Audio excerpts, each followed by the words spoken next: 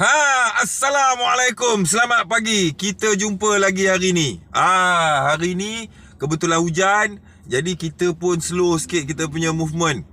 Pasal apa? Bila hujan-hujan ni orang semua pun jadi lembab je kan. Mood hanyut. Okey, apa cerita hari ni? Hari ni aku nak terus lagi bercakap. Biar semua orang fikir, biar semua orang nampak apa yang sedang berlaku sekarang ni. Kita tengok balik daripada dulu kita tengok politik ni, isu yang nak cakap ni isu politik lah. Orang politik ni kan menyusahkan rakyat je kan, sembang berdegar-degar, tapi apa yang dia buat semuanya untuk kepentingan dia je. Kita pelan-pelan fikir. Dengar aku cakap baik-baik. Nanti lambat tak faham, terjah kelang kabut kan orang kata apa. Alamak, malas fikir, main terjah je balik. Lepas tu dah lama sikit, betul lah Jebat cakap. Lambat lah, cepat-cepat. Okey, orang politik, dia nak jadi YB ke? Dia nak ke jadi menteri? Kalau kedudukan tu tidak mendatangkan kepentingan peribadi dia, dia nak ke? Bekerja untuk rakyat, nak ke? Kerja untuk rakyat ke kerja untuk diri sendiri dulu baru untuk rakyat?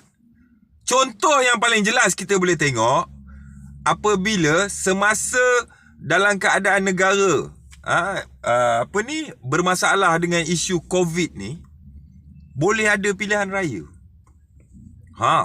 Boleh ada isu I got the numbers. Saya mungkin akan jadi Perdana Menteri. Boleh cerita benda-benda macam ni. Padahal rakyat disarankan supaya duduk rumah, jangan keluar. Tapi kena kok politik ni, tak apa, kita boleh buat pilihan raya.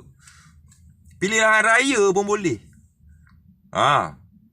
Sedangkan kalau dia buat peraturan untuk rakyat, lebih 5 kilometer, langgar PKP. Masa PKP tu hari lah kan.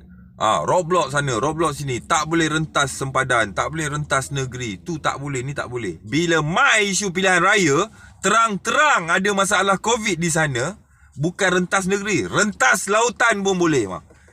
Demi pencapaian kedudukan dan kuasa. Inilah dia orang politik. Kita bukan nak cakap merujuk kepada siapa sekalipun sama je. Jadi apa yang aku nak cakap pada masyarakat hari ni, korang kena faham, orang politik dia mengejar kedudukan dan keselesaan hidup dia. Engkau orang yang duk bertekak mempertahankan parti politik ni, nak buat apa? Rantai motor putus pun tunggu gaji besok baru boleh tukar. Faham tak? Kalau kena COVID kang, alamak, urus sendiri. Nampak? Di mana kita nak letak logiknya?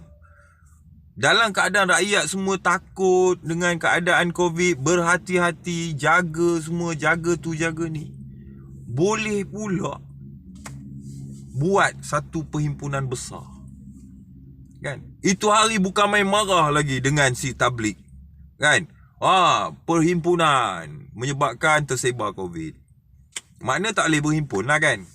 PRK tu tak berhimpun ke? Berhimpun. Betul tak?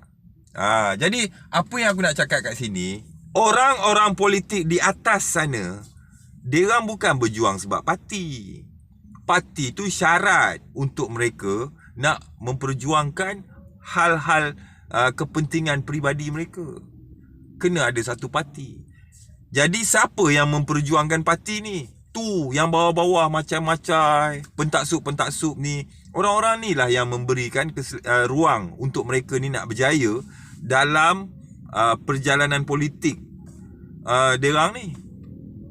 Tanpa sokongan orang-orang bawah ni, dia tak berjaya. Macam mana dia ambil sokongan korang? Dia jadikan korang pentaksup. Sampaikan benda yang jelas salah pun korang sokong, benda jelas tak betul pun korang sokong. Nampak? Berapa ramai rakyat biasa yang masuk lokap kena tangkap kes langgar PKP ni? Ramai. Bukan sikit, ramai. Aku tahulah kan, ramai. Yang tak boleh bayar pergi penjara pun aku dengar kata ada. Nampak? Tapi kalau kena kod politik, alamak, apa pun jadi macam dah tak apa dah. Tu Siva Gangga tu kena denda berapa tu? Ni bila jadi isu PRK di Sabah, rakyat, orang-orang di Sabah, isu yang berkaitan dengan Sabah punya PRK, Semenanjung sekarang ni dah ada sekolah tutup lah. Dah ada tempat-tempat yang dah mula jadi apa ni orang kata stres dah. Padahal hari tu sebelum PRK, kita tengok kedudukan COVID ni menurun. Sampai pengarah tu dapat Tan Sri lah. Kejayaan dia menguruskan COVID dalam negara ni. Tapi mai kot ni, puak-puak politik ni, macam orang tak sekolah dia pun ni. Kan? Tak boleh tunggu dah. Ada peluang nak dapat jawatan, kita redah. Biar pun rakyat berada dalam COVID ke apa ke, tak peduli. Yang penting kita on. Kan? Sebab tu siapa-siapa saja orang politik yang bercakap tentang politik, tentang nak mendapatkan kuasa politik pada hari ni, bagi aku orang ni sangat tidak bertanggungjawab. Sebab kita negara menghadapi masalah besar ni, dunia sekarang ni. Kan? Takkan kita nak bercakap pasal isu politik. Sebab tu aku sarankan kepada kerajaan Malaysia, kepada yang di-Pertuan Agong maybe, politik ni kena buat satu standard punya law untuk dia. Tak boleh lompat, dan keputusan pilihan raya PRU adalah muktamad untuk 5 tahun. Tak boleh ubah-ubah lagi dah. Sebab apa? Lepas PRU dah susun semua kabinet menteri, pemimpin-pemimpin, pengurusan, pentadbiran semua dah susun.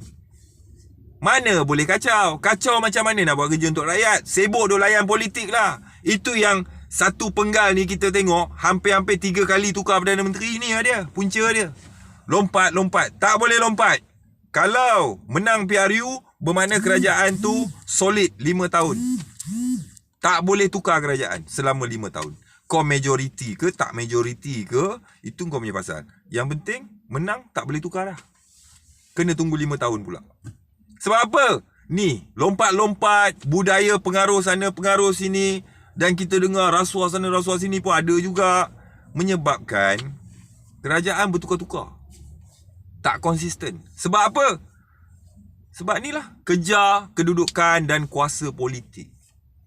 Yang rakyat kat bawah kejar pemimpin supaya dapatlah apa-apa peluang. Yang mereka ada tengok rakyat ke?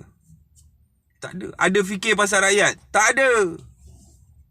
Sepanjang PKP ni rakyat susah, hilang kerja, bisnes, merodom apa semua ni, ada kerajaan tengok kau? Ada orang politik datang melawat kau?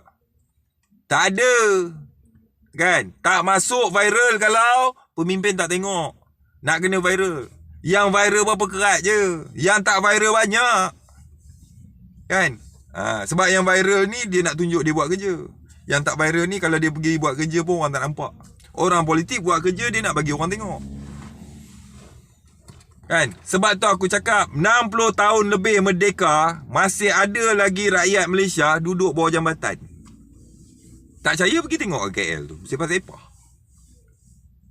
Masih ada lagi gelandangan tidur kaki 5. Rakyat Malaysia, bukan pendatang tau.